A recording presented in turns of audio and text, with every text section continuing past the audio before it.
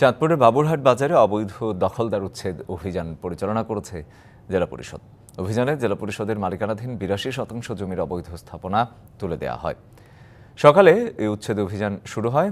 ৫ বছর মামলা জটিলতা শেষে আদালতের রায়ে নির্বাহী ম্যাজিস্ট্রেটের উপস্থিতিতে অভিযান পরিচালিত হয়। উচ্ছেদের মূল লক্ষ্য নিজস্ব ভূমিতে ২২ কোটি টাকা ব্যয়ে বহুতল মার্কেট নির্মাণ। যদিও দীর্ঘদিন যাবৎ বাৎসরিক লিজে ব্যবসা পরিচালনা করছিলেন শতাধিক ব্যবসায়ী, আর এতে কর্মসংস্থান হয়েছিল ৩ শতাধিক পরিবারের। লিজ নেওয়াদের অগ্রাধিকার ভিত্তিতে মার্কেটটিতে দোকান বরাদ্দ দেওয়া হবে এমন আশ্বাসে উচ্ছেদ অভিযানে সহযোগিতা করেন ক্ষতিগ্রস্ত ব্যবসায়ীরাও।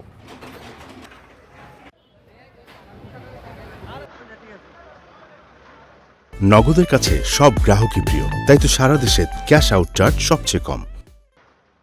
যারা লিজিগণ আছেন প্রত্যেকটি লোকের আগে লিজিদেরকে দোকান দেওয়ানোর পরে বাকি দোকান ক্যারে দিবে না, চিন্তা ভাবনা করে দিবে। আমরা এটা শুনে আমরা খুশি হয়েছি এবং আমরা ওনাদের সাথে একমত হইয়া আমরা আমাদের দোকান নিজেরই ভেঙে নিছি। আমরা অনেক ক্ষতিগ্রস্ত হয়ে গেছি। সরকার যদি আঙ্গ একটু কম খরচে কমিয়ে যদি আঙ্গরের পরবর্তীতে 6 মাসের ভিতরে দোকানটা কইরা দেয়। ৮২% জায়গার অবৈধ যে দখলদার ছিল তাদেরকে আমরা উচ্ছেদ করলাম। এখানকার যারা অবৈধ দখলদার ছিল তারা আমাদের পূর্বে লিজি ছিল, তারা স্বেচ্ছায় তাদের অধিকাংশ স্থাপনা নিজেরাই সরিয়ে নিয়েছে।